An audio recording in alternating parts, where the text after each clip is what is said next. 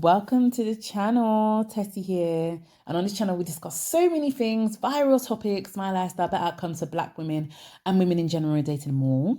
So grab yourself a glass of something lovely. Could be wine, bubbly, coffee, whatever. Come sit down with me and watch this video because it's going to be absolutely hilarious. I'm going to be discussing a lot. We are going to talk about women who engage in female competition and why they always lose, and also why a lot of women no longer have friends. We're going to go into it. It's so nice to make another video again. It's so nice to chat to you ladies and the odd gent on my channel, because I know that there are men on my channel. It's lovely to have you here. Honestly, I've been super busy. As you ladies know, I am pregnant. The baby's growing every day. We're very excited, Greg and I. Right? Greg is my husband-to-be. We're getting married very soon, 2025. We're very excited. And recently it was my birthday as well. So, you know, a lot has been happening. I turned 29. But it has occurred to me, right, that women are still engaging in female competition, especially with this Slim Kim video that came out recently. Women are still engaging in female competition, and women who engage in female competition, they always lose. And most of the time, those women are either friendless or become friendless or struggle to make friends. And here's why. I'm going to go into it. So to illustrate my point, we are going to get into the show called Married at First Sight UK. Now, for my African-American viewers, and I know I have many, especially Black American women, who may not know what that is or who may have never watched it. Essentially, Married at First Sight is a really bizarre, insane experiment where it's even crazier than Love is Blind, in my opinion. It's where two people literally get married without never having seen each other. And then they are supposed to fall in love after the marriage and try and actually make it a genuine marriage. It's absolute madness, right? And so these two people have never met each other before, and they are supposed to just meet each other, see each other for the first time, and then get married. Now, the couple that I'm going to highlight as to why female competition and women engaging in female competition is so futile is Polly and Adam. Now, from the start, from the first meeting, Adam did not find Polly attractive. He did not compliment her once. As soon as he saw her, he started shifting. He was fidgety. He was anxious. He was agitated. He did not find Polly attractive. To be honest, I happen to think Polly's a very beautiful girl. A very beautiful plus-size woman, but he did not find Polly attractive. And in fact, he even mentioned what he found attractive after meeting Polly. Polly complimented him so many times, and he didn't compliment Polly once. So I want you to watch this. Nice to meet you. I'm Adam. Nice to meet you, I'm Polly. Polly, it's nice to meet you. You smell really nice. Thank you.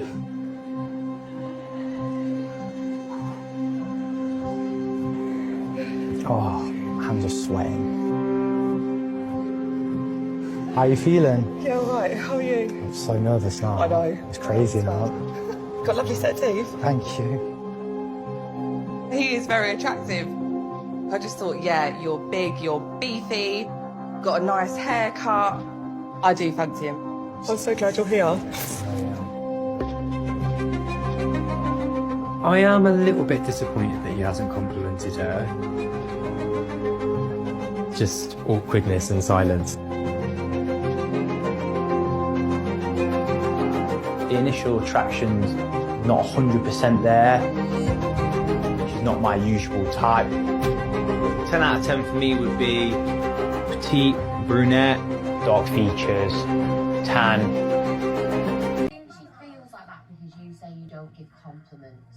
I didn't give you a compliment. Did I? I think so. What, I said you look sexy now?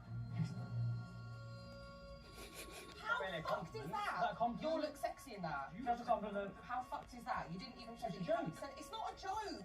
It's not a joke when my feelings are on the receiving end of it. It's not a joke. So why do you want to be with me? I'm not.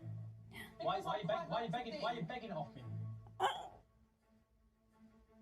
If I'm such a bad person, yeah, and I'm not giving you this and I'm not giving you that, why the fuck do you want to be with me?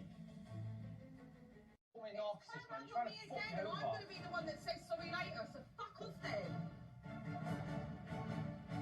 Oh, all the boys go and pad. slander, because that's all that you do, because you're a fucking bunch of knobs. Go on. No, fuck she thinks she is, man. How dare she sit there and say, no, excuse me. Bang out of order, man. Oh, man. That's like the worst thing you can say to a guy. That was a very strong statement from Polly, and it's incorrect.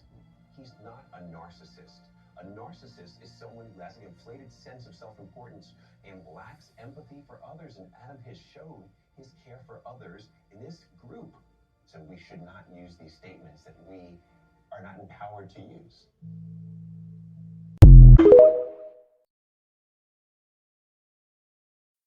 So that was absolutely hilarious. So essentially, they cannot have a proper conversation without fighting, swearing at each other. Do you hear what Adam said? Adam said, so why do you want to be with me? Why are you begging it? So that means Adam knows she's got low self-esteem. Polly has low self-esteem. She's begging for his love. And Polly deep down knows he does not find her attractive. He does not like her. And that is why she's now begging more, because she wants that validation, that self-worth. And it comes to the point where she's arguing with other women in the house because of Adam. Now, Adam is not a narcissist. He's a fucking knobhead, right? But he's not a narcissist. He just doesn't like Polly. He's not attracted to her. And so he's treating her badly because of it, which is really awful and really bad.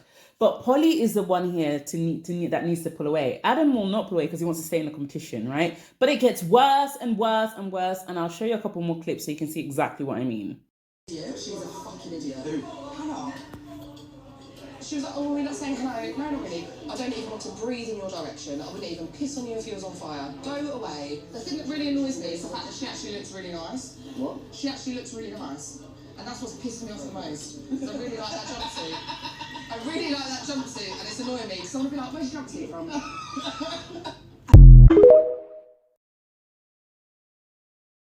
But what she doesn't realize, what Polly doesn't realize, is the slimmer women in the experiment, especially Hannah, aren't exactly having the best relationships either, right? So that female competition that she's engaging in to get the love of a worthless man who is actually quite unattractive, but for some reason, Adam thinks he's far more attractive than Polly.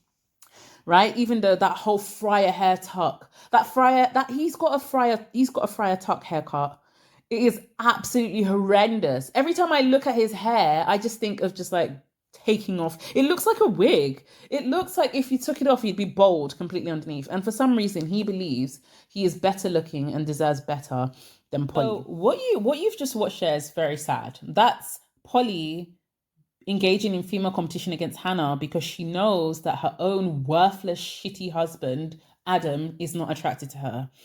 And what she doesn't realize is that Hannah, the skinny woman, is not having a good time in the house either. Hannah is not successful at relationships in the house at all, despite being skinny. And what she doesn't understand is Polly is only engaging in this female competition because of the fact that she's with a man who makes her feel worthless. A man who does not love, care, or respect her, who humiliates and embarrasses her. And that is why she now is violent and angry against other women and always insulting other women because she's with a shit man who's made her feel shit inside. Listen, the path to loving yourself and respecting yourself and really having high standards and being treated well as a woman, right? Because I have extremely high standards and Greg treats me like a princess. He treats me like a queen. And one of the reasons why is because I don't compare myself to any woman, and I do not tolerate any man trying to compare myself to another woman. Once a man does that, you need to block and remove him, excavate him from your life completely. Because any man who really loves you and cares for you will never put you in a position where you are competing with another woman. That is an embarrassment. When women start competing with other women over men, you have embarrassed and humiliated your own self, and you have allowed a man to humiliate and embarrass you. Stephen? No, you didn't. Yes, I did. Polly. You said you'd twist to Stephen. Yes. Polly. That is. Why is that bad? Why would you twist? Because he would give me more than what you've given me. Do you not think that's fair to say? Because he's had a little bit of flirty banter. Yeah. Because you don't get a kiss in the street or a holding hand. Yes. Cough. No. You don't swap husbands because you don't get a kiss on the cheek in the street. I'm not saying that I want to shack up with Stephen. I want to be with you. I've made that very clear.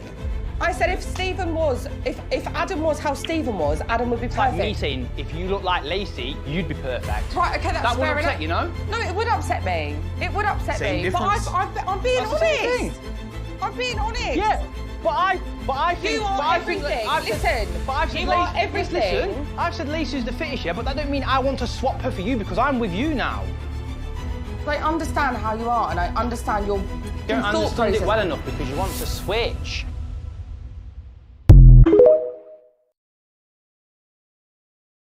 So did you hear what he said? Did you hear what he said?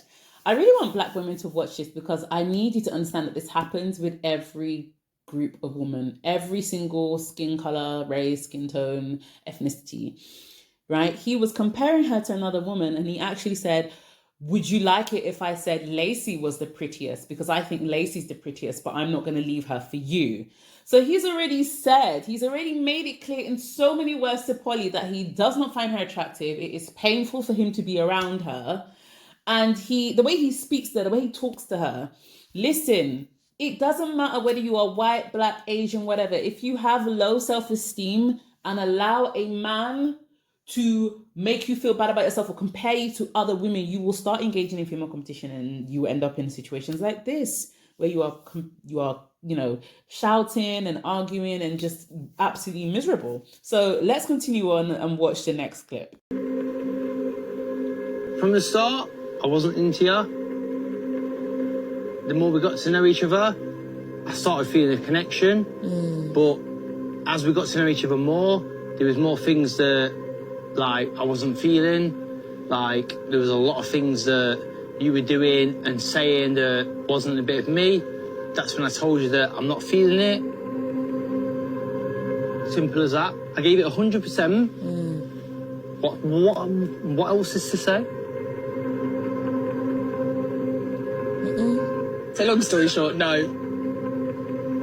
What are you hearing? What? How do you feel about me now? What are you hearing? Right now,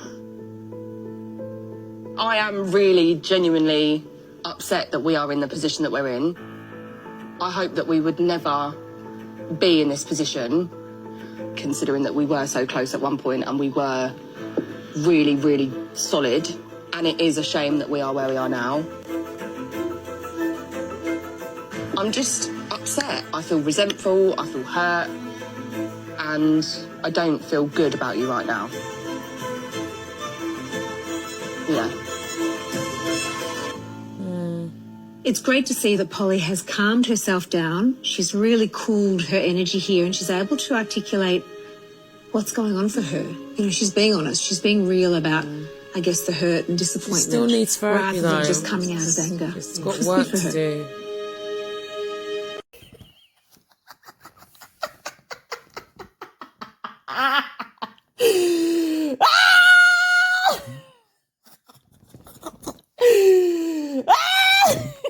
Sorry. Listen, this guy, he's such a trash bag, right? He's such a fucking trash bag because he is so honest about how much he dislikes her. And guess what? He ends up now, there's actually a rumor going around that he's dating one of the friends that she had in the show. And you can see throughout the entire video, he just keeps telling her about how he just doesn't like her. He's never liked her. She's always been begging for his love and he's hated it and he can't tolerate her. He can't stand her. And this guy is so comfortable with just doing the bare minimum for her. In fact, the entire relationship, they were always swearing at each other. He was always swearing at her. He was always telling her to F off, this and that. Listen, ladies, you can do better than this. Women like engaging in female competition for men who believe that those women are not up to their standard. It's really sad.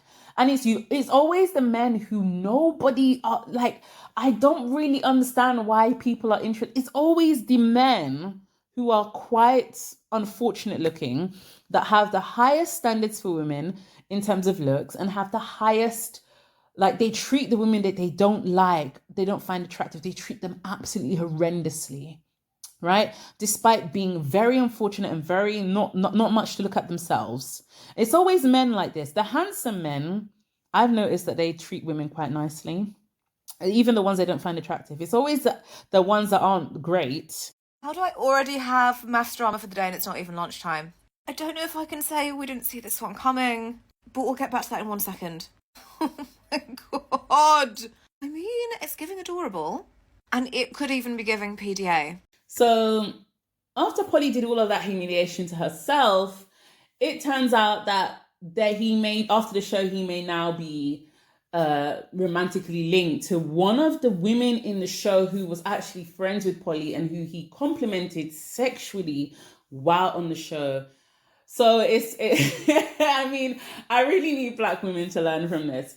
Develop your self-esteem, because it will never be worth it allowing a man to drive you insane. When you know that this isn't a good person and you know that they're not treating you correctly, just walk away. And there are so many Black women who also exhibit the same behavior from Married at First Sight. Listen, we're going to go into it because there's plenty more clips. Oh my God, this show. If you've not watched this show, I have become absolutely... Listen, every time I watch the show, I burst out laughing. It's so funny. It's hilarious. They are literally a spontaneously combustible cocktail of nonsense. They are literally a spontaneously combustible cocktail of nonsense. I just love this, how ridiculous this couple is, because they should never be together, right? I don't know what they were thinking when they brought these two together. Right from the start, he didn't like her. Now, when I say women engage in female competition, they always lose. Let's take a look at another couple. I really want Black women to learn from this, because I'm going to go into it more. This affects women of all colors. There's another couple on the show, Lacey and Nathan. And the mother, Lacey, is competing with her daughter for Nathan. Her mother makes several very inappropriate remarks about her daughter's husband, saying that if she was 20 years younger, she would be with Nathan, right in front of her daughter's face. I really hope my husband thinks that I'm gorgeous.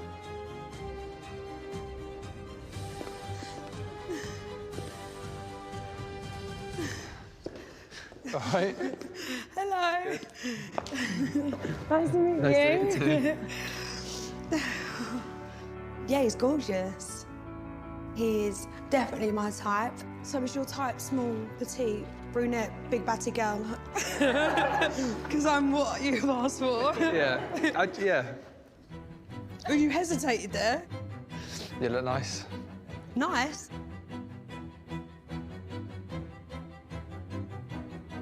Nice.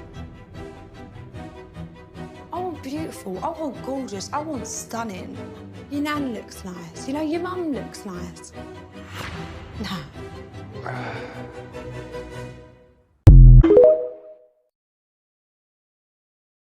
Make it worse, she then jumps into bed with her daughter and her daughter's husband. There's completely no boundaries whatsoever. The sister also does the same thing. Lacey, who's quite a sweet girl, it's very obvious she has quite low self-esteem, because there's no attempt to maintain boundaries towards her relationship or any sort of respect. And Nathan is just pretty much he's a nice guy, easygoing, but he doesn't really have much sense when it comes to, maintaining the sacredness of him and his wife's relationship. And it's really sad to see the female competition, even between mother and daughter. You fit right in. Come in. Good morning, universe! How good does it get? Oh, morning! Mum jumped on the bed. Morning! Sister got involved. Oh, we missed Ozzy. Where was you, Ozzy? Dog got involved. Come on, little one. Did you sleep well? Yeah. Don't want you to go. No, we don't want you to go, guys. Lovely. Kidnap you. Here. Kidnap you, really do. Nice. Yeah. Yeah, it was a lot. Come on, Oz. All right, see you downstairs. When I got married, I didn't realise I was going to have 3 wives instead of 1. Okay, so that clip was absolutely insane. That's like my mum jumping into bed with Greg and I. Do you not see how mental that is? My mum would never do such a thing because she's a very intelligent, smart, and very respectable, amazing woman. Lacey's mum has made it very clear that she's very into Nathan. And she has made so many attempts towards flirting with Nathan, which is actually quite gross. And, you know, it's just really sad how much female competition there is amongst women who are not only friends, or not only women who are friends, but also women who are related with each other. Women who are related, mothers and daughters, aunties and nieces, sisters and sisters, right? Cousins and cousins. There's just so much of that around everywhere, and everybody loses. Now, I'm just going to show you a few clips of my birthday celebration and just the way Greg treats me. And the reason why I want especially Black women to understand is women are making the same mistake time and time again. It's actually very mundane to watch women make the same mistake time and time again. You can never win when you engage in female competition. You will only lose and embarrass yourself and reduce your self-esteem down to the ground. How you win is by loving people and building human connection so that you can be loved genuinely by others. That is how you win. And so I'm going to show you a few clips. What Greg did for my birthday. This is a birthday gift from Mummy. But look at what he got me for my birthday. Burberry. You'll never feel the way I feel. You don't know if my love is real. Baby, listen to me, here's the deal. When you're not here, I'm not the same. I'm needing a new chapter, babe. Been stuck here in a bed for days. I've been staring at the telephone, cause when you're gone, I miss your face. Happy birthday, 8 o'clock, body talk. There's no need to bring it up. Nothing you say makes it better. Wrecking ball, tear apart. Issues left behind, restart. Nothing you say makes it better. Bring it right back to me, baby. No, we've been here before. Give me the real this time. No cap, no lies. It's our encore. Bring it right back to me, baby. I know I want more. Give me the good this time. No cap, no lies. It's our encore. I have everything I want. I never wanna give you up. Okay. I know we've been through way too much, but I'm confident we'll make it through. I'm here for you. You're not by yourself. Late o'clock, body talk. There's no need to bring it up. Nothing you say makes it better. Wrecking ball, tear apart. Issues left behind, restart. Nothing you say makes it better. Bring it right back to me, baby. No, we've been here before. Do you know what? You're gonna have to come in here. Give me the real this time. No cap, no lies. It's our encore. Bring it right back to me, baby. I know I want more. I think what Give me the good this time. No cap, no lies. It's our encore.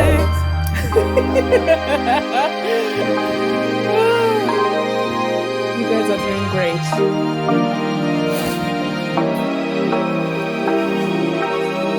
Well done. They're fixing up my wardrobe, my massive wardrobe, which was a gift from my landlord.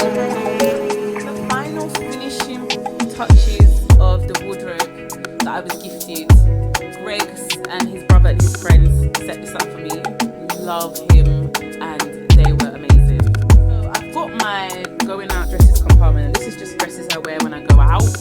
And then here is like the main compartment, and this is like jackets, t-shirts, mainly designer outlet items, things like that. And then like jewelries, my engagement ring, jewelries and stuff here. I don't really know what I'm gonna put here. And on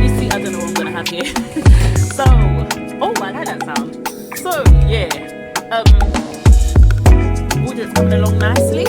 And I still have my rail as well.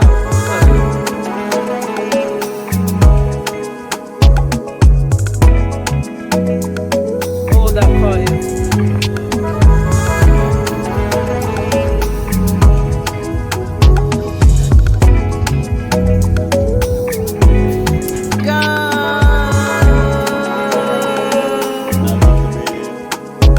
so that you can understand how Greg treats me. Greg treats me like a princess. He loves me to bits, right? The human connection that we have built with each other is incredibly deep. And I've actually had many people come and tell me, oh, I'm jealous of your relationship. I've had people tell me online, I'm jealous of your relationship. I've had people tell me in public or in, people I know telling me I'm jealous of your relationship. And it's because of the deep bond that we've built with each other. It is the beliefs, right? This belief system, the value, how that man is raised, that will determine how he treats you, not other women. Now, what you've just seen there is my birthday celebration. Greg got me a lot of amazing goodies. And he took me out. He spoiled me rotten. I had an entire day at the spa, also gifted to me by Greg. And on top of that, he and his friends came in and set up my wardrobe for me, a wardrobe that was gifted by my landlord. And even my landlord has called me a princess and has even offered me this flat to buy. Listen, ladies, I will explain to you why I always get what I... So I think by now we've all seen the viral video, Slim Kim, and how she talks about how she loves being skinny. Now, I wasn't really sure I wanted to talk about this because time is very precious. And personally, I don't think this is a topic worth discussing. But I realized that many women are making the same mistake over and over again. And I think that is worth discussing. Black women especially, because as Slim Kim is a black woman especially allowed this topic to devolve into skinny women versus big women, right? We saw numerous think pieces and responses to Slim Kim's video from other black women comparing themselves. My favorite thing to be is skinny.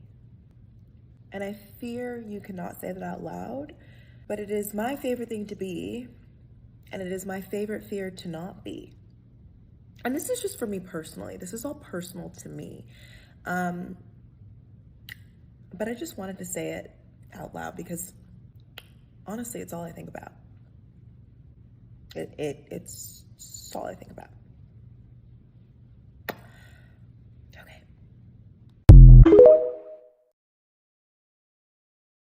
Now, Slim Kim's TikTok was not offensive to me at all. I don't care about people who are obsessed with their weight. That sounds rude, but it just is what it is. Because I don't force myself to care about what random people say, and I'm not really bothered about what many people say on the internet, to be honest. They just say whatever they want to say and that's it. But I made some very interesting observations from the responses to her video. Because for me, I know that most people who are confident with their weight and comfortable with their weight do not need to think about it 24/7. It's just a thing. Now I'm extremely comfortable in who I am and I love the way I am. I don't think about my weight 24/7. It's not something that worries me or bothers me, right? Or stays in my head taking up space all day. It's, monitor yourself, be healthy, be happy with how you look. But it's not something that, I don't agonize over it. Right. And then now as a pregnant woman, I'm absolutely loving the journey of growing my baby and my child in my belly. My favorite thing to be is skinny. Why wouldn't it be? It's the only thing women have learned from the media, fashion, and the wellness industry that profits off of our insecurity. I'm not here to say that you should be one size or another. I am 5'2", and there's a certain size and weight that I feel most comfortable, that allows me to be active and do the things that I want to do. The criticism here is that you're not saying the whole story. Why? Why is your favorite thing to be is skinny? Where does that belief come from and who does it serve the most? We need to understand this, that going against the grain, going against what the patriarchy and what capitalism and what the advertising industry has told us since the day we were born takes a great amount of courage, consciousness, of self-awareness. The issue with something like this, it reduces identity and it only supports current systems of oppression that already exist. And we ask ourselves why kids are the way they are, why they vote the way they do. They're not like us when we were that age. Are we being the best role models? That's also a question that we should invite into the conversation. I realize that many women make the mistake of consistently comparing themselves all the time and allowing the conversation about skinniness to devolve into female competition. Oh, I'm this. Oh, I'm skinny. I'm a size 2. I'm a size 6. I'm a size 4. Oh, I love my body. I've got loads of curves. I'm a size this. I have a BBI. I have a big bum. They've allowed this conversation to devolve into absolute nonsense.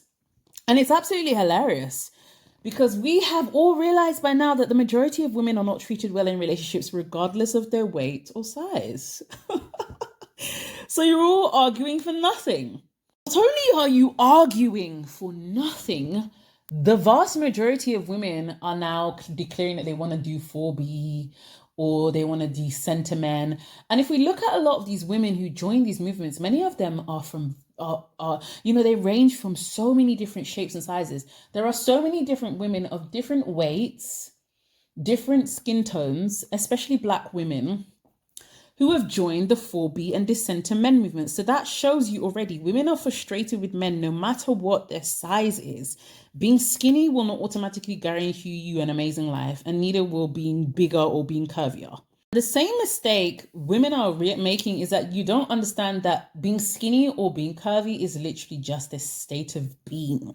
It's not something that will automatically give you an edge or automatically guarantee you love and happiness. That can only be gotten with human connection. It's why you see so many women online complaining about how lonely they are, how miserable they are, don't have any friends. And you see these women, they range from so many different sizes. Many of them are thin, beautiful, skinny, or some of them are not. And they're still all complaining that they don't have any human connection.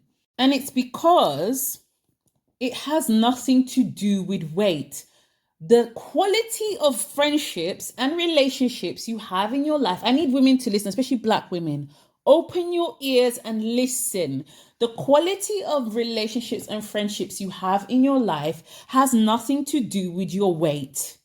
It has nothing to do with your weight, right? There are plenty of bigger women who are in fabulous relationships, and there are plenty of bigger women walking over the graves of women who are slimmer than them. At the same time, there are plenty of slim women who are also in happy relationships, and there are plenty of slim women who, are healthy and they're doing well. It's all about, and they have friends, it's all about how you are able to connect with people on a genuine, real level, right? And women are still allowing this conversation to devolve into the same female competition. And all of you are still losing. You're still losing, right? Because the female competition leads nowhere. It's actually really sad to watch women make the same mistake all the time. If we look at the 4B movement and we look at decentering men, there are so many women of so many different varying sizes and weights who have had terrible relationships with men. In fact, if you look back on the clips of this video earlier, and if you haven't subscribed, you need to go and subscribe instantly.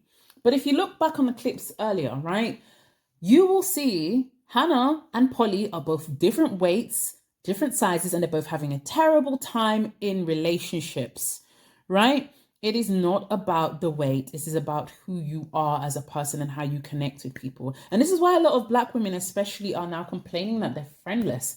A lot of Black women allowed Slim Kim's video to devolve into female competition, revealing the insecurities about themselves underneath. Both skinny, slim, and big women fell into this trap. Everybody fell into this trap with Slim Kim's video.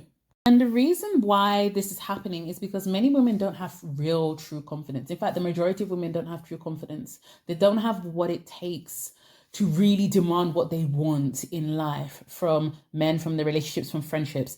And let me tell you something. This is why you'll see women, and especially a lot of black women do this as well. They'll go, "Oh, I can take your husband," or they'll say things like, "Oh, I'm too beautiful to have friends," or some weird stuff like that.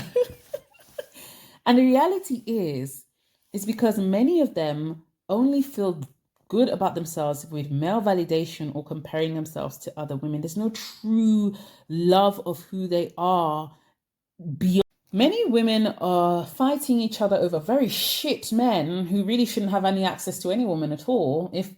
Probably wouldn't if women had higher standards. But not only that, many women are also very friendless. And this is why you see women will go on girls' trips and the whole fucking female friendship group will dissolve within that girls' trip. Or somebody might even die during the girls' trip because of the underhanded, underlying female competition that is present in those groups. It's really sad, but I'll tell you, the reality is a lot of women feel they're not going to be loved unless they are able to present some sort of privilege or feel like they have some sort of superiority or advantage over another woman. And it's sad because the reality is many of them still don't get treated well, despite having this so-called privilege or advantage. So, and women still don't understand this. They've made the same mistake over and over again, which is why many of them no longer have friends or don't have any good friends. And I mean, a lot of women don't even have one good friend, not even one. A lot of black women as well are struggling with friendships. They don't have female friends, right? They engage in female competition and many of them don't have female friends. It's been shown time and time again that many women, go on these girls' trips and the friendship does not survive the girls' trip, right? And it's because a lot of women are just, they don't have any real confidence. Their confidence is only derived from competition, which is false. It is a false, fake confidence which can never provide real self-esteem.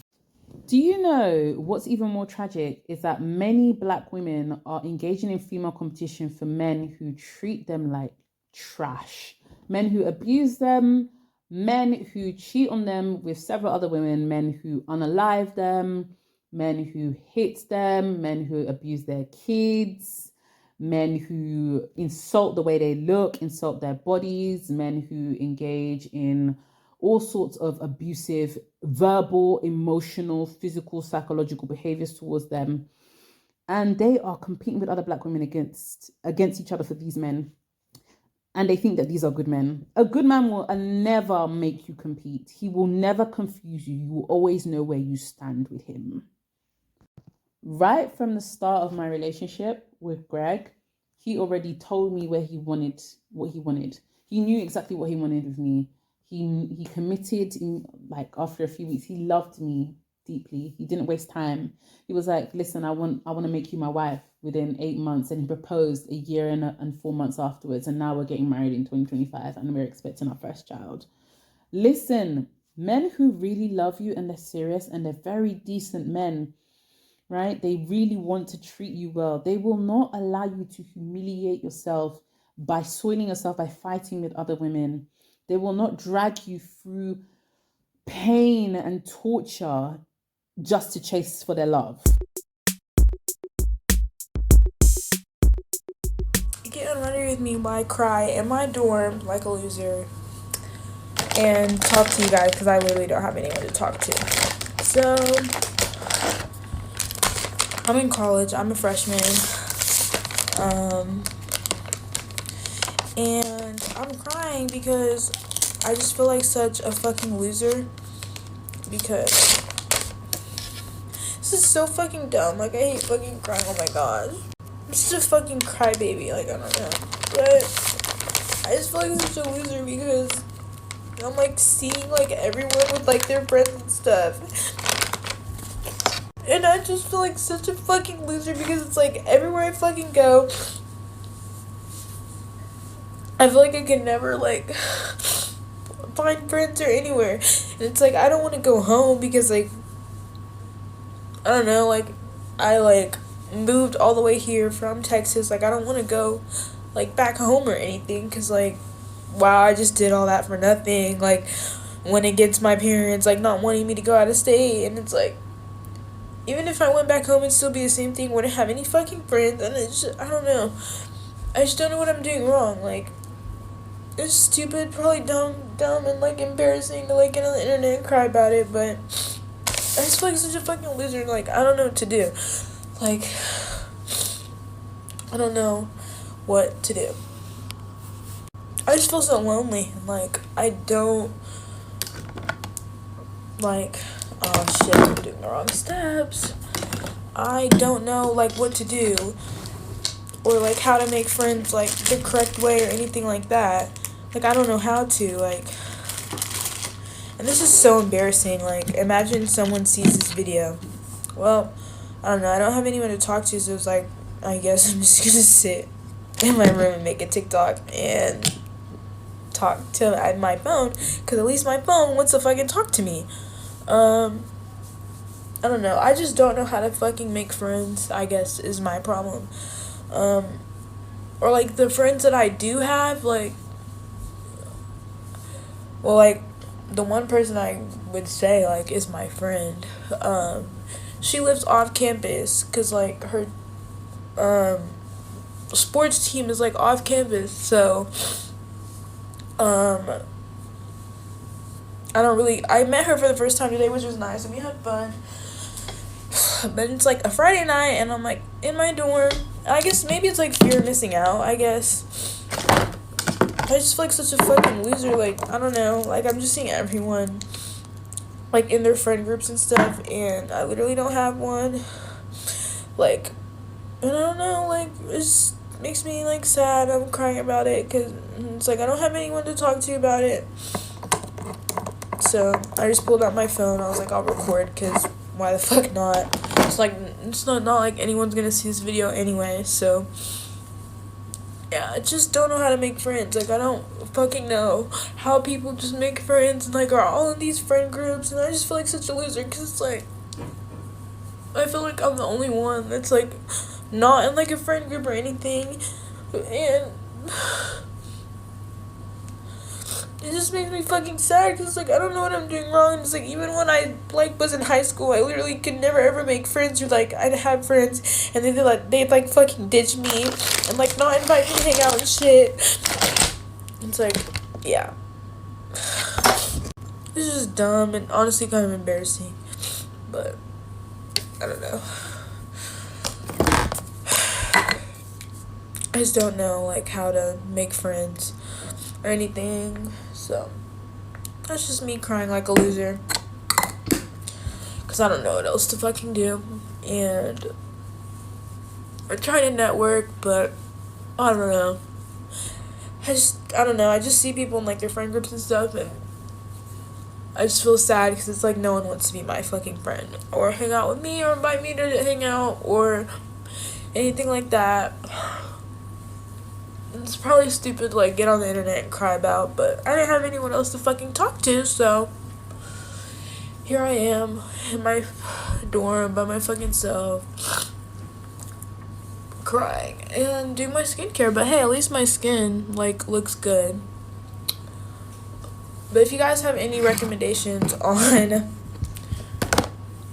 how to make friends or anything, or, like, tell me what I'm doing wrong, because, like, I feel like like the past, like, all years of my life, like, I just seem to, like, can't get it right, and, like, I could just never have friends, and just makes me think that there's, like, something, like, wrong with me, because I can't ever make friends or keep friends or whatever the fuck. But I guess that's my rant. Hey, at least I look pretty though, and my skin looks good. But yeah.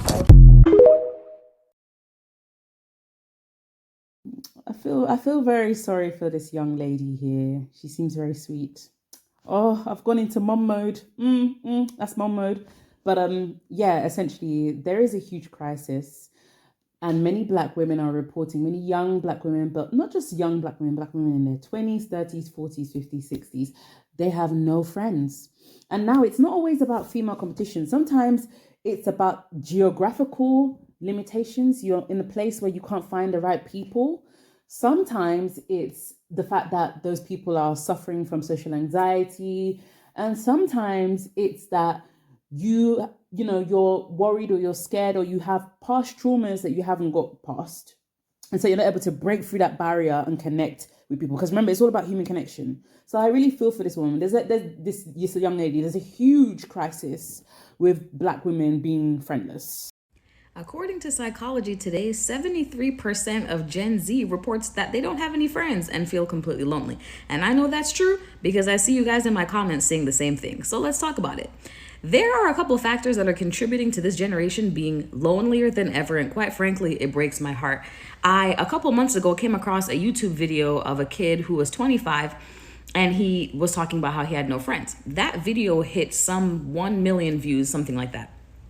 And the comments, there were thousands of people in the comments that were like, oh, I'm 25 or younger, and I also have no friends.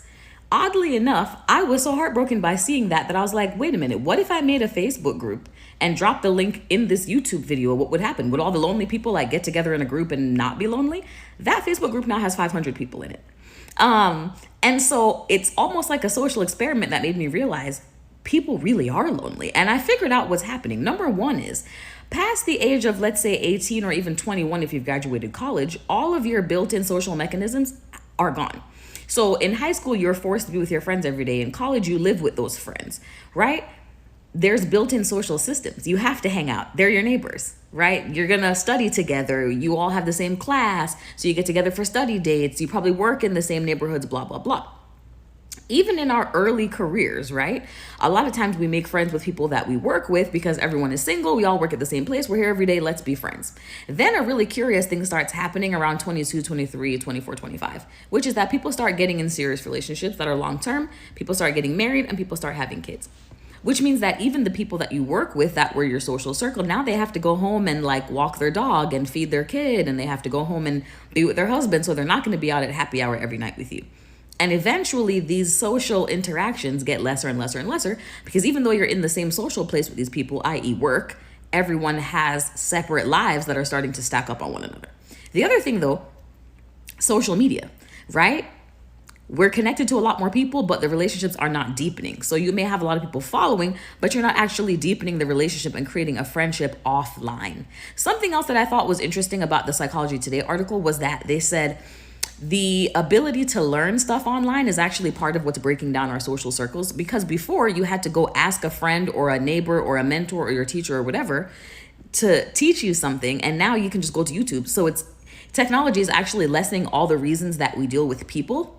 And so it's making everyone lonelier than ever. And so if you feel like you don't have any friends, you're actually not weird. You're not alone. You're a part of 73% of people that feel that way.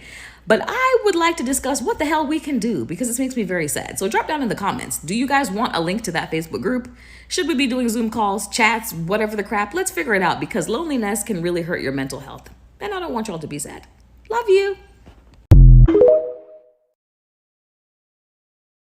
My life not being anybody's best friend. So I'm not anybody's best friend. I'm not involved in a friend group, and I basically am the emergency friend. I'm not the priority friend. I am the friend that gets called usually when there is extra space available and they need bodies. I'll get a call. Or, if somebody cancels and it's a last minute invite that needs to be filled, then I'll get invited. But 9 times out of 10, I am not the friend that is invited right off the bat. I don't belong to like a robust friend group, and I really don't belong to a friend group at all. And I don't have anybody that calls me their best friend. This can be like pretty isolating sometimes, because society puts a lot of pressure on us to have like a best friend and to definitely have a friend group. And I know that, like we've talked about in my comments before, if I were to like get married, my side of the wedding would be basically empty and void except for like 3 friends. So that's my life of being like the backup friend. What you can see here is a lot of Black women, not just Black women, but women of all skin tones are complaining they don't have friends. Women of all skin tones, they're complaining they don't have friends. They can't make friends with people. And listen, ladies, especially Black women, you need a support system, because many of you do so much for other people. You are there for your brothers, you're there for your fathers, especially the Black male relatives in your family, and no one is there for you. No one is there to help you organize your birthday party or help you organize your coming home party or a housewarming or, baby shower or bridesmaids, hen night. No one is there to help you. And many of you do not have a support system. And you don't realize how serious that is until you have a baby and you don't have a village. No one comes to visit you. You're stuck wearing baby sick all day. You don't have anyone to invite to your wedding. You have to shift people from your groom side to your side because you don't have any friends. You end up renting out bridesmaids for the night because you don't have any friends.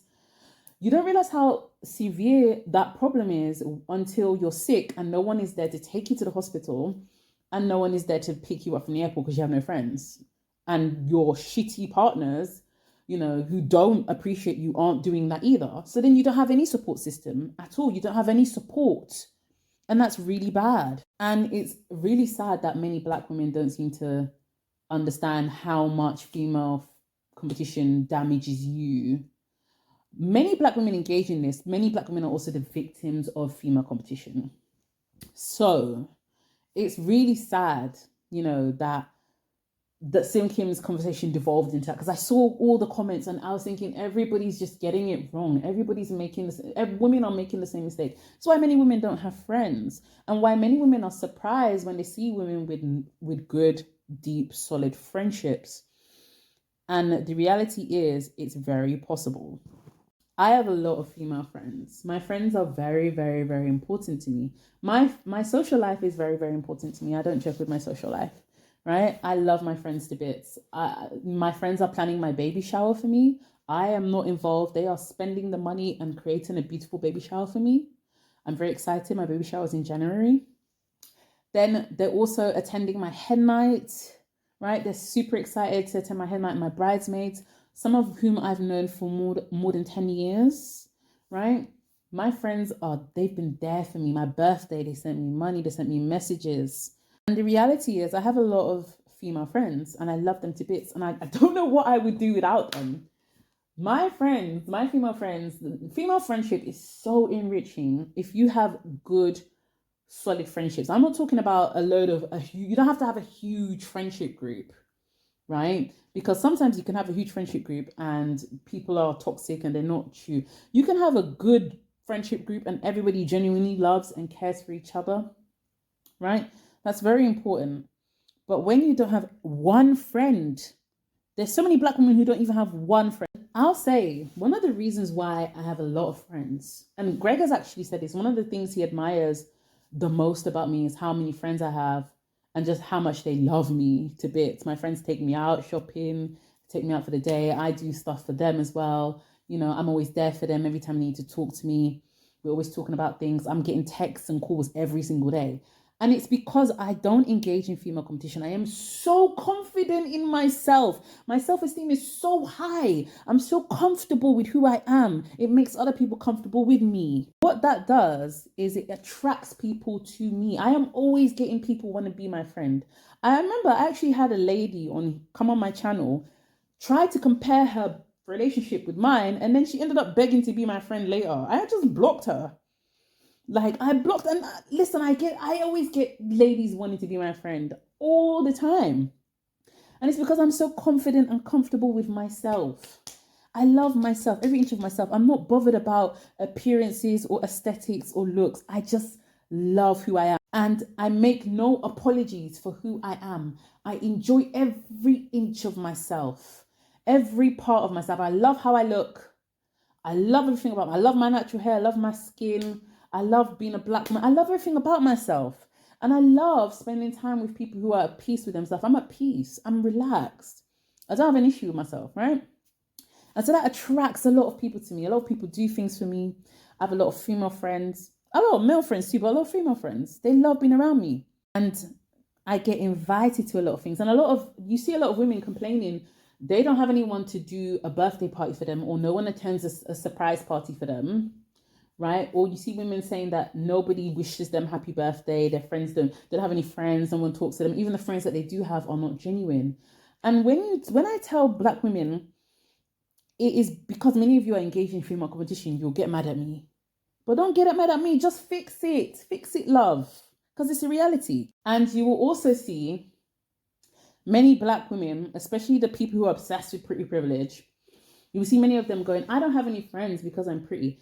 No, there are plenty of pretty girls who have friends. I've seen a lot of my friends are beautiful and they love me to pieces. I think I'm quite an attractive woman, right? And there are lots of people who have a lot of friends and are pretty. It's not about that. The fact that you think it's about looks does not make a friendship. The fact that you think it's about being a looks is already why you have no friends. That's already why you have no female friends, because the whole of the female gender cannot dislike you because of how you look. It's not about that, right? And I think I need women to really confront this. Look deep within yourself. As you lie on your bed at night, look deeply within yourself and confront this, because this is the reality. Many of you are still engaging in female competition, male validation for shit men who do nothing for you but ruin your life. And it is wreaking havoc on your life. You don't have friends. 30, 40, 50-year-olds, you don't have friends. You don't have anyone to be there for you. No one cares about you. No one messages you. It's not good. And listen, as Black women, you need this support more than even other women. I can't tell you how much having my friends around me has helped me in this journey of, starting a family with Greg. Greg is my husband-to-be, who's Polish. We are in an interracial relationship. And I'm going to discuss that a bit more in the video. But I can't tell you how much that's improved my life, my friends, the way they've been there for me, they've pushed me, they've told me how much they love me and they love the baby. It's priceless. I am extremely comfortable with who I am. It's one of the reasons why Greg loves me so much. Greg does a lot of things for me and why I have a lot of female friends and why they love me, because I am at peace with myself and it allows other people to relax and feel good about themselves. It's about how you make people feel. That determines the genuine connection of your friendships, right? And it's why my friendships are so strong and so good and why my relationship is so enjoyable. Real friendship is people who will take a magazine of bullets for you, people who will be there for you, people who will protect you. I've had people try and find out information about me and Greg through my friends, and my friends have told them to fuck off because my friends love me and they protect me from outsiders. And that's what people don't understand. I've had friends fly in from Northern Ireland to come and see me from across the world. Avoid being friends with girls who have no friends. They have no friends for a reason, I promise you, and it will be the worst friendship of your life. I have fell for this twice. There is a reason no one wants to be around this person. They're an energy vampire, and you know what? To put it plain and simple, they're a bitch. They are a bitch. How can you be a whole adult and have no friends, okay? You must be a terrible person. I'm not saying I am a saint, but I have so many friends. Friendship requires effort and communication, and these girls lack that. You will soon realise how selfish and toxic these girls can be and how they'll throw you under the bus, especially for a man, by the way. I feel like they always care about men, in my opinion. And before being friends with someone, make sure they have multiple long-term friendships with other people. Make sure they're long-term, because some of these girls are ran through and they've had short-term friendships with everyone, and there is a reason why they never maintain those. Protect your energy and stop being naive and too nice like I was in the past. This is why I really rarely make new friendships, and I don't make friends with people off social media anymore. If you ever message me going, can we be friends? It's a no. I'm sorry, but it's a no, because I can't do it, because you've all been horrible.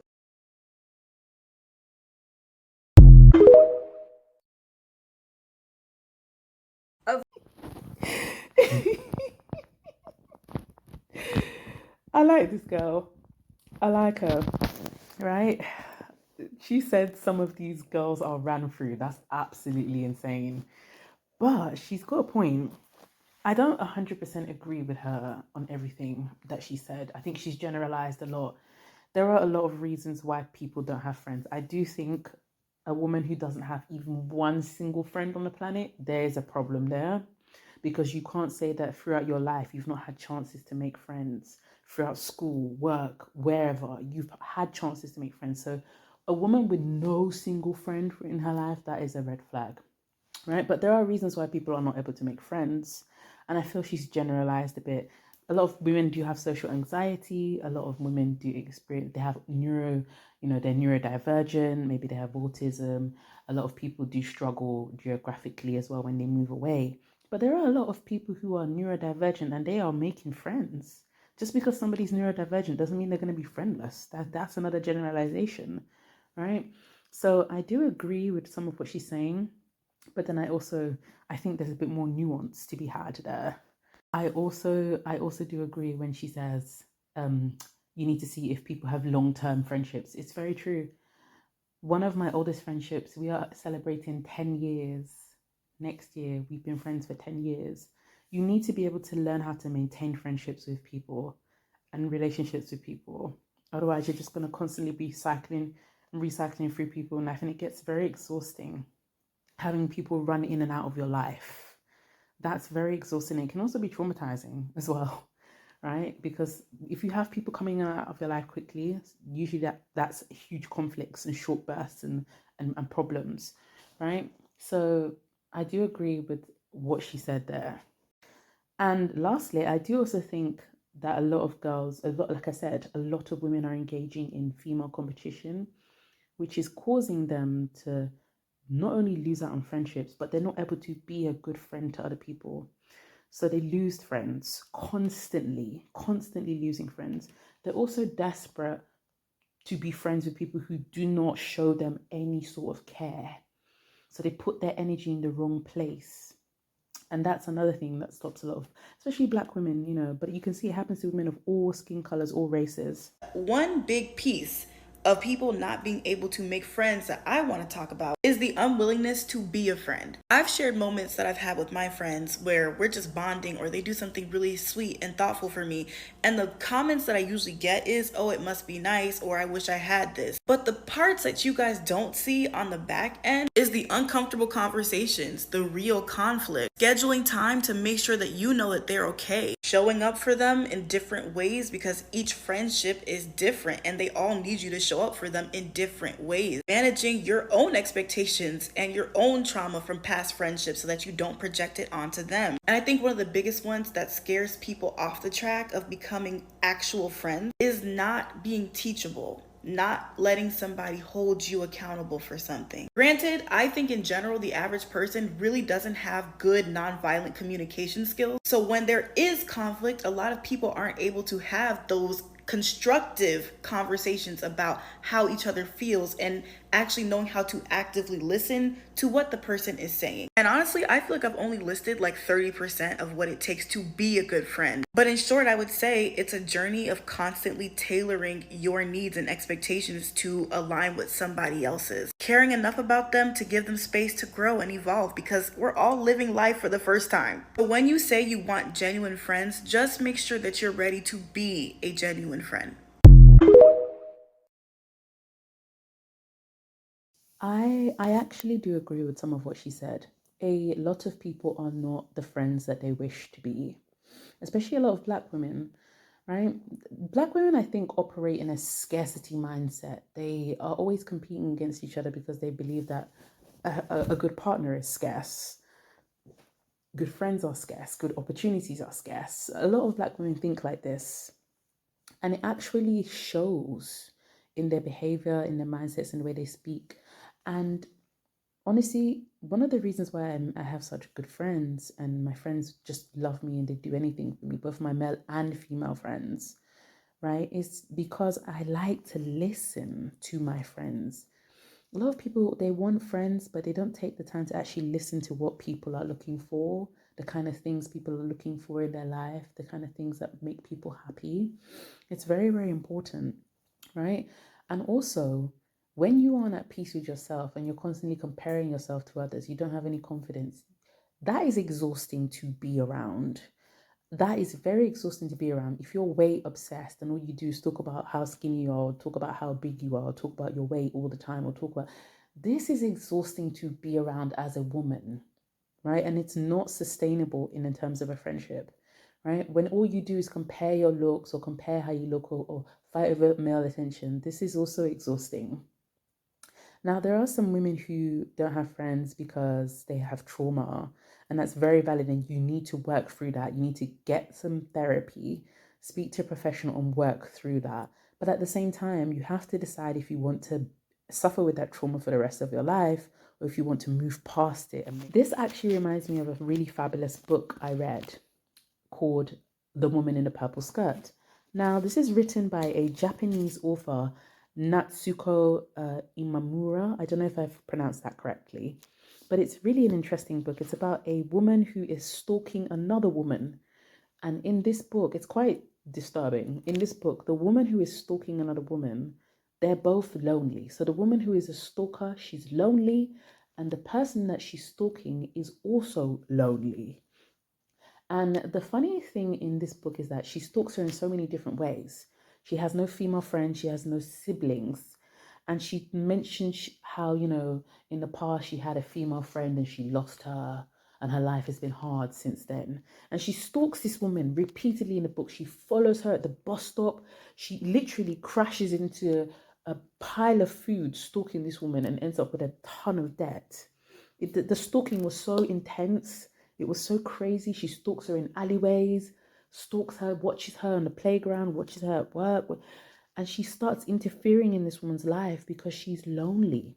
And when you have no friends and you have no life, you will become obsessed with other people. And many women end up obsessed with other women online. And this happens in real life. I love this book because, funny enough, the woman that she was stalking wasn't actually a good person. And there was a reason why that woman that she was stalking was also lonely and had no friends, because the object of her stalking was also lonely.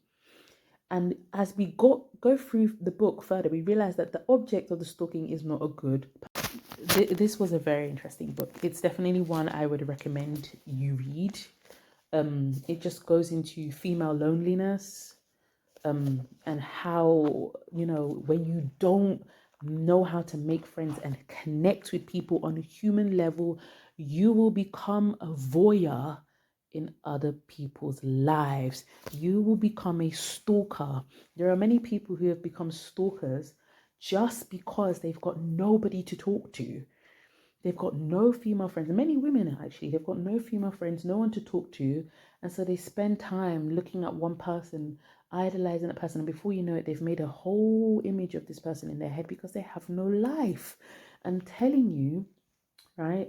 This book is fabulous, but I'm telling you, ladies, really, one of the best things you can do is learn to be content with yourself and not be, you know, focus on male validation, and also learn how to connect with people. Don't just sit there on the sidelines. Go out there, take that risk, learn how to connect with people, and understand that the only way to win as a woman is not with female competition.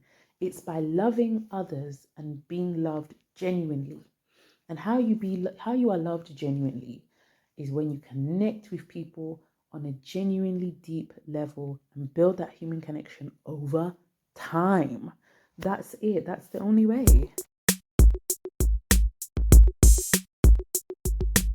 Now, this actually ties into what I wanted to talk about when I wanted to briefly mention the Exoticals and many of the Exotical channels. Many of the Exotical channels are a very, very, very fantastic example of women who have no friends, who engage in female competition and obsession with male validation. And it's actually very sad. Now, for me, I remember making the video. I made a video on Exoticals and their bizarre hatred against Black women. And oh my God, if you see the way they came on my channel, they were foaming at the mouth. It was like, you know, an expulsion of rabies. They were foaming. They were furious.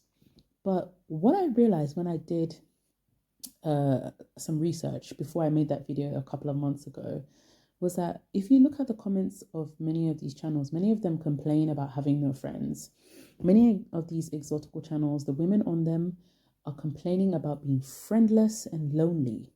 Many of them, they don't have even one single friend. And many of them, not only do they not have any single friends, they have trauma from the previous friendships that they do have. And a lot of them, you see them, they talk about how Black women just, you know, bullied them or cut off their hair or some other bizarre circumstance.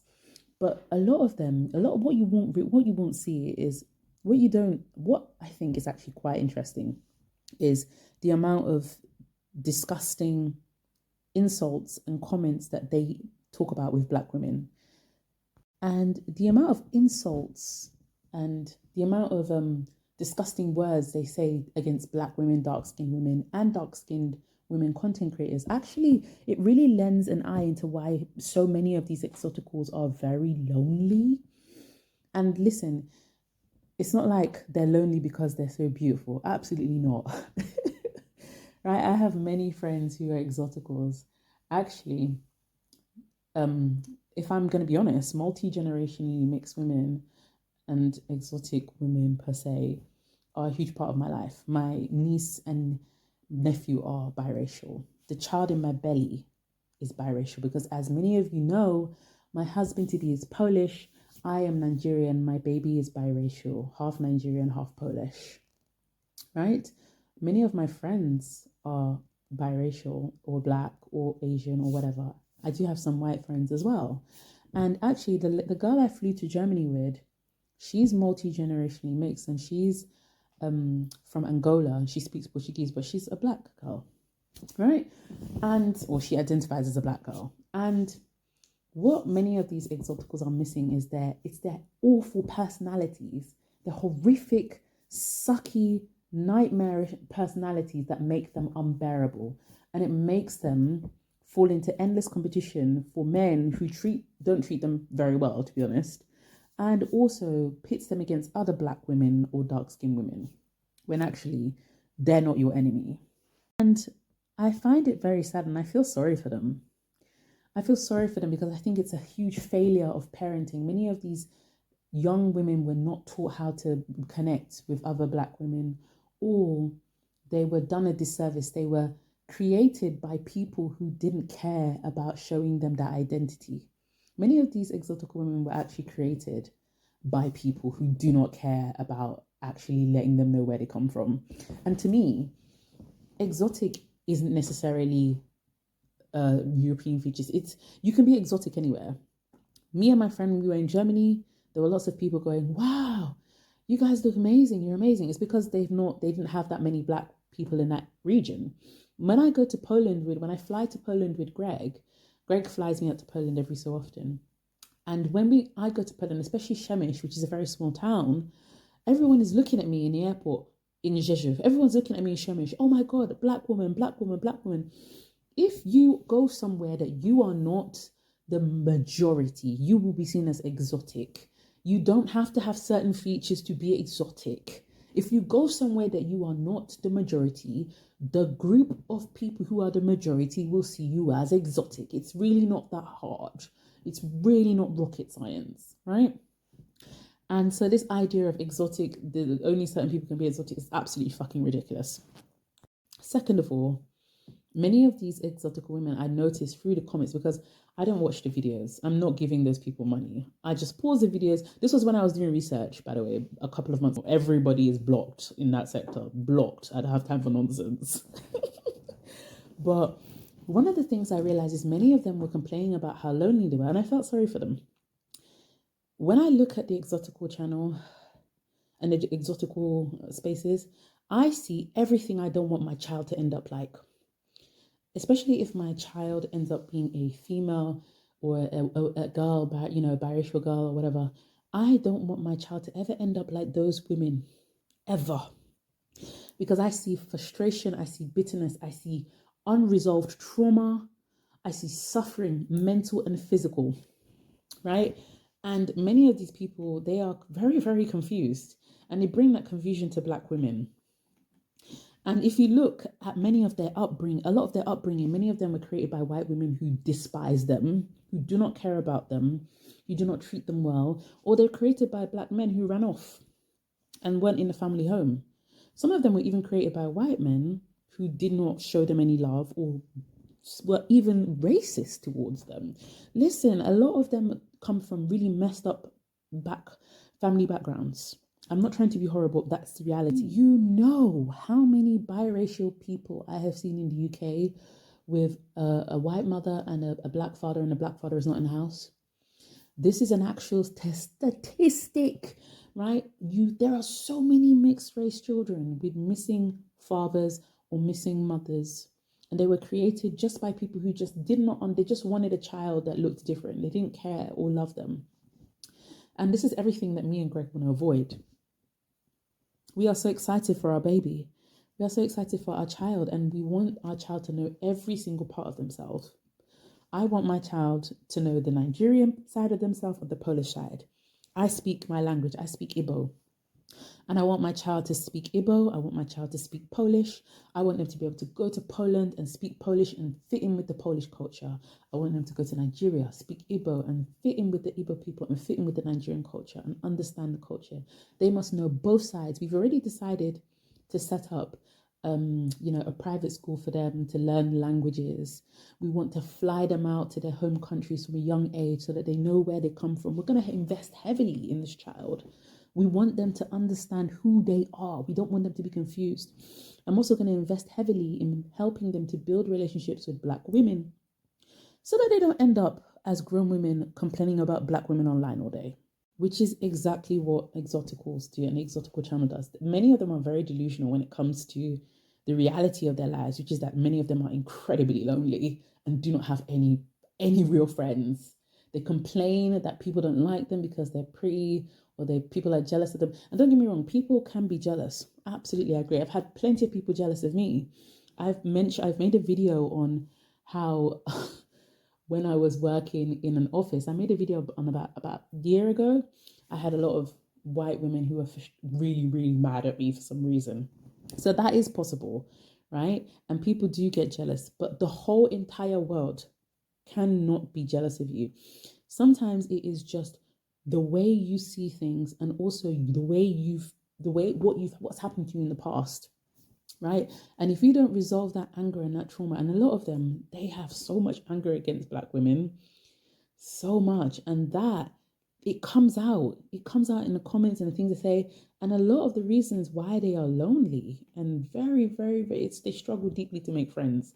If you see many of their comments, they talk about how they don't have any friends, they can't trust anyone, blah, blah, they're bullied like this and that. It's because they've not resolved the trauma that they had, in the past. And that trauma is not even just a friendship trauma, it's also their family trauma. When you come from a family that doesn't love you, but just tolerated your existence, right? That takes its toll. And this is why my child they are so deeply loved already, and they're not even here yet, and they're so deeply loved. Greg and I, we love our baby so much. We're ready to travel the world with them. But I'm ready for the motherhood. I'm ready to sit with them, listen to their problems, talk with them, see them develop, just properly invest into them. As a biracial child, we want them to know every single part of themselves, right? We want them to be comfortable. We want them to be able to make friends with all sorts of people. We want them to feel respected when they travel to their various countries of heritage. A lot of these exotical people, they've never even been to their countries of origin. They don't know where they came from. Their parents haven't actually traveled with them to any of their origins, home of origins. They don't know how to speak the language, nothing. They've not even mingled with the people that they come from. They have no idea where they come from. Their parents despise them. Their parents never invested in them. The Exotical channels, they boast of some very, very angry women, very, very unhappy women. And they spend all their time, so much. I actually feel so sorry for them. They spend all that time complaining about Black women all day. Black women are the cause of all their problems, blah, blah, this and that, dark-skinned women, this. Listen, the reality is, if you want to have good relationships with other women, whatever traumas you have, you need to resolve them. All of them need therapy. They need intense therapy and a very seasoned professional. They need professional help. A lot of them do, right? Because they weren't raised with that love and that care. They weren't given a care. When you have a biracial child, you need to go harder than if you have a child within your race. My nieces, I see how well brought up they are. They're so happy. My niece is so happy. She's half Danish, half Nigerian. She's so happy because her mum took the time to educate her on who she is and where she comes from. And that's the same thing I'm going to do for my child. Greg and I, we've talked about our child. We are going to invest heavily. I want my child to be so happy, to be happy, and to also have incredible relationships with other Black women, and to have incredible relationships with women and friendships with women in general. I do not want them to end up as very miserable, whining women on Exotical channels, complaining about Black women all day and talking about trauma from 20 years ago or from their school or wherever. I'm so sorry. I just have to say I'm incredibly blunt, right? But I want better for my child. I want my child to have better than that. I don't want that. That is not a life, right? I want them to have a better life than that. And I think they deserve a better life than that. I don't want them to end up like, when I see the Exotical channel, I see that as a huge failing. I see that as exactly what I do not want for my child. I see that as failed parenting, completely failed parenting. Don't get me wrong. I think biracial people should have a space.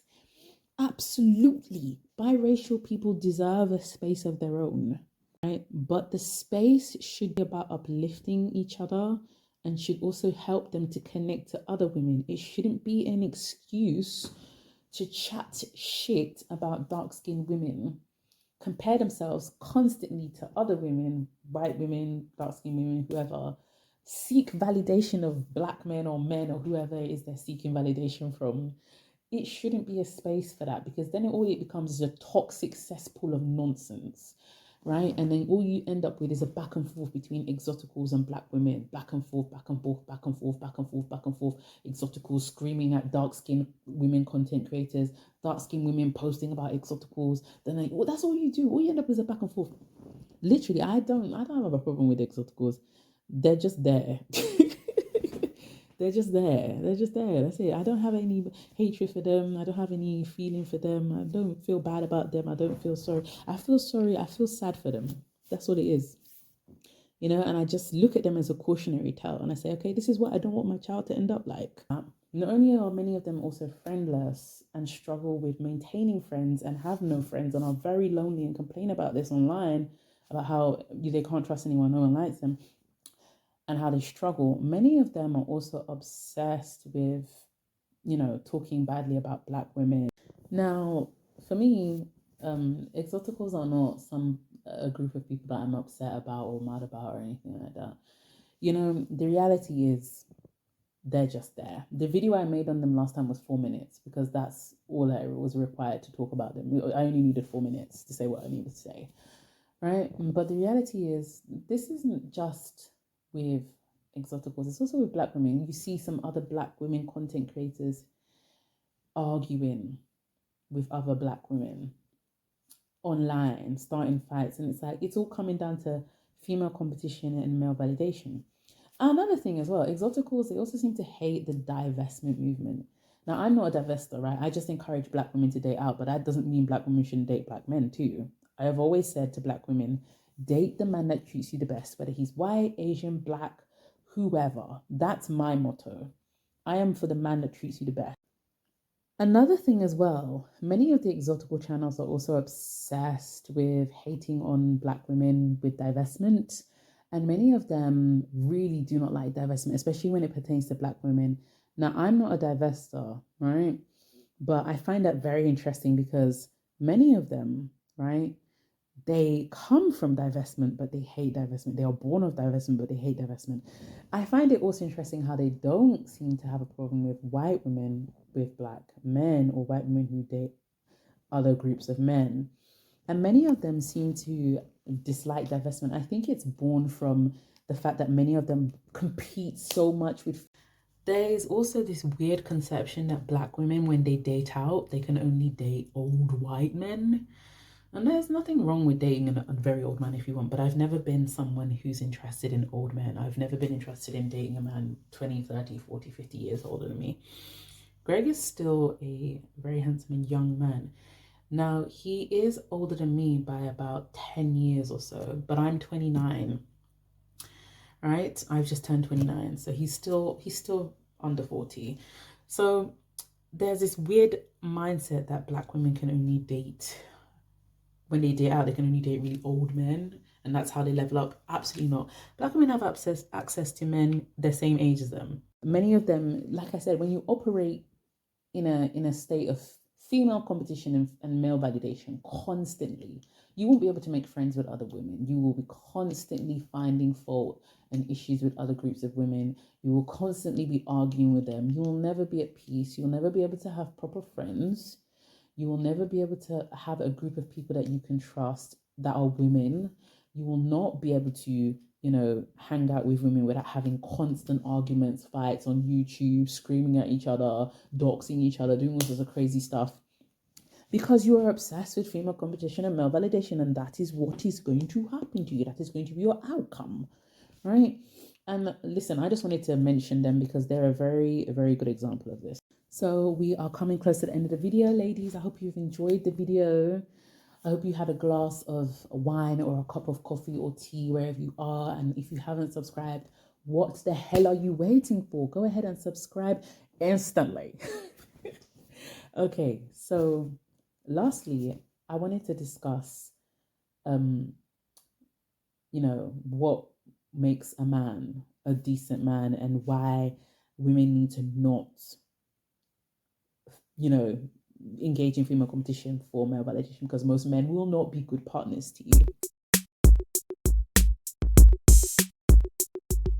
I've realized that Greg has set the bar so high when it comes to, you know, relationships and marriage, that I would never be able to marry anyone else other than Greg. You know, I would never be able to marry anyone else other than, I would never get married to anyone else after Greg, because he's been so high, the level that he set, right? I remember when I was first with him, 3 months into the relationship, I got sick and he was there. He drove me from hospital to hospital. He laid in my hospital bed and slept in my hospital bed with me. He spoke to the doctors and the nurses and made sure I got treatment, right? It's Greg. He's here. He's here with me.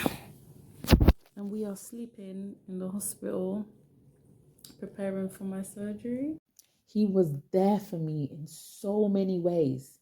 It was unbelievable. And right from the start, he's always supported me. He's always loved me. He's always wanted to be there with me. He's always shown me. He's always shown me out to me. And I love him so much. You know, there are lots of things that we do for each other. One of the things he loves that I do for him, you know, little head rubs, back rubs, you know. I do cook a lot. Now I'm not working because I'm pregnant, and Greg provides everything for me. So I am just at home, enjoying my life, planning our wedding, you know, and other little errands and things that I have to do for our family and our life. Honestly, one of the things that made me realize that Greg was a one of a kind of a man, it's just the way in which he always let me know where we stood. He never confused me. And one of the things I liked about him was that he was always so sure of how much he loved me. He was never confused. He was always so sure. He did not ever put me in a situation where I was confused about his love for me, right? Greg really deeply loves me. In fact, he's deeply obsessed with me. And listen, ladies, you need a man who loves you when you aren't wearing a pencil skirt or a shiny outfit. I also knew Greg was a really good man because Greg has always been excited about being a father. And when he discovered that we were expecting, he was so happy and he was so ready. He was like, I'm going to be there. I'm going to take time off. I'm going to be there with you and the baby. I'm going to, you know, change the nappies. I'm going to have the sleepless nights. I want to experience it all with you. That's what he said to me. He's so excited. He really loves us. He loves our family. He just adores us and he's so happy. He's ready and happy. And I feel so blessed that I've avoided the status of a baby mama or a woman, married single mother, because there are many women with husbands who don't do anything. You need a man who will never put you in a position where you are fighting with other women online. You are looking at him. He's obsessed with watching porn or watching porn stars or OnlyFans stars or following OnlyFans on Instagram or whatever. Greg doesn't have Instagram. He doesn't have any of those things. And I have access to Greg's phone. Greg has given me access to all of his accounts, all as in his bank accounts. He's given me access to I'm on his life insurance. I am on everything. Everything that Greg has is mine. And he's giving me access to his phone too. Yes. There are many women with husbands who don't do anything in house to help them. And they're basically like an extra child. And that's not Greg. Greg is listen, I don't even know how to thank God. I don't even know where to begin to thank God. Don't get me wrong, I'm a wonderful partner to Greg. I know I am. It's why our relationship is so good. I'm a very good partner to Greg. I'm a very good wife to be and partner to Greg, but Greg is a very good man. And that is the kind of happiness I want for other Black women, biracial women, other women in general. I want you to have that kind of happiness and be treated well, like I am.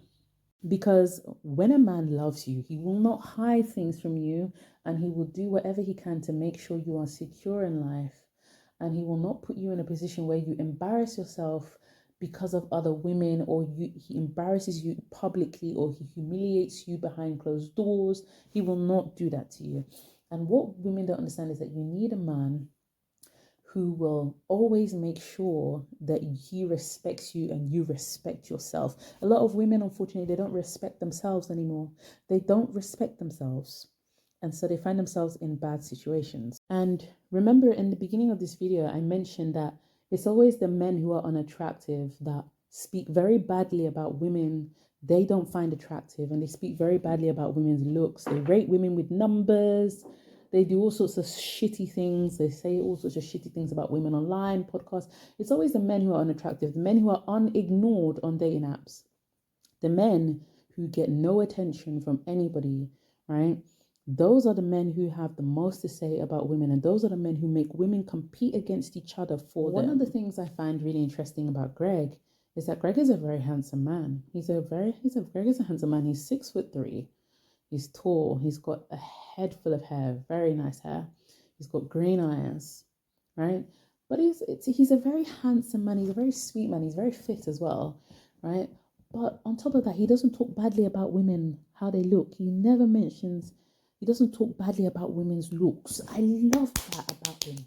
Jackpot. And you will find a lot of the time it's the handsome men, right, or the men who are confident and secure in themselves that treat you the best as a woman. The men who do not like how they look, do not like themselves, are ignored on dating apps. And many of these men, I'm telling you, they are ignored so fucking badly on dating apps. They are talking to people who are employed to pretend to be women. Some of them are talking to fake people who do not exist. They are ignored. Many of them don't even get matches. They get ignored. I mean, many of these guys who aren't as, they know they don't get attention like that. They know they treat women badly and they put women against each other, right? And the reality is, as a woman, you need to avoid that. If you want to make friends, if you want to have good friends in your life, and I really want, especially for Black women, I want Black women to have good friends in their lives, support systems, people who love you, people who care for you. You need that. You need that. So it's very, very important that women let go of this female competition, move up in their level. You see, leveling up, it's not just about, getting a good husband or having children or traveling across the world or getting the money up. It's about also changing your mindset and how you think and learning to build relationships and human connection with people. Black women especially, stop competing against other women for shit men. It doesn't matter if you're skinny or you're big or you have a BBL or you're curvy or you're thin or you're average weight, because I'm a slim/average weight person, right? The reality, what matters is if you are loved and if you can love and you are loved genuinely by people. That's the most important thing, because as we can see with decentering men and with the 4B movement, many women belonging to that movement are of all. So there are many women who are unsatisfied with the dating pool, unsatisfied with the dating options, and they belong to all weight sizes. Many skinny women are in 4B, many bigger curvy women are in 4B, right? The main thing is that women need to accept themselves for who they are. And once you start accepting yourself, you'll stop comparing yourself to other women, and you'll actually be able to build deep friendships with other women. I love making these videos. I love talking to you. I want to thank everybody as well who wished me a happy birthday. I turned 29 2 weeks ago, and I got so many lovely messages from all the subscribers on my community post. I want to thank all of you for wishing me a happy birthday. You're all so lovely and you're all so sweet, and may God continue to bless you, and thank you so much for watching. So yeah, that's pretty much it. I would really like to see women become less obsessed with BBLs and destroying their bodies and hurting themselves and ending up being slaughtered on the, you know, operating table. And I'd also like to see women become less obsessed with being thin and being skinny and, you know, having more peace of mind in who they are. Especially Black women. I'd like to see Black women understanding that there are so many things that you can love about yourself. That doesn't mean you shouldn't be healthy. Of course, I love being healthy. I love dressing up. I love going out with my friends, with my girls. I love my girls to pieces and I love going out with them. I love going out with Greg. Greg is my best friend in the whole world, right? But you need to love who you are inside. Thank you so much for watching. Don't forget to like and subscribe. And yeah. Don't forget to turn on the channel notifications as well because the wedding videos are coming. We've got amazing wedding gifts for the guests. It's going to be fabulous. We're also very lucky that we have a lot of family assistance for the wedding. So my are able to do the wedding without any debt. It's absolutely fabulous. We're also going to be having a Nigerian traditional wedding next year. So we're doing the white wedding. It's 2025. Beginning of 2025, and the traditional wedding in Nigeria. And this is separate from the money that we have for the house. So things are just, it's just, there's a lot going on. It's a lot. But things are good and I'm very, very grateful to God. At some point in next year or so, we're also going to be buying our home, our family home. Right now we're in this beautiful apartment, but we have our house deposit saved, which we're really excited about. And we will be looking for houses and beautiful family homes to get. So our family and friends, some of them want us in London, but we are also looking at London and other places as well outside of London, you know. So that's something I'm going to be showing on the channel. I don't think I'm going to be showing my child because I don't know how people just show their kids. I don't know. Let's see how things go. Touch and go. I'm very, very protective of my baby. So yeah, for now it's a no, but who knows in the future. Yes, I will be posting the baby shower.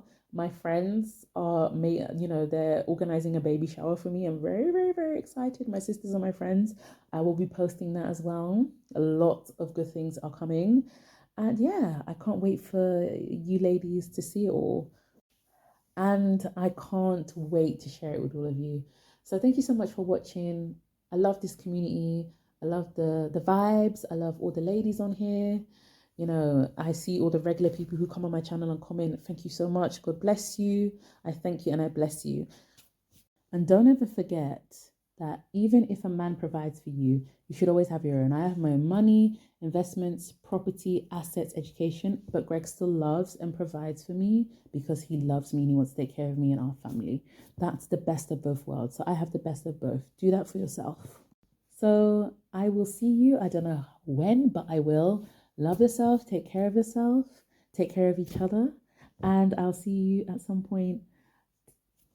Thanks for watching. Bye.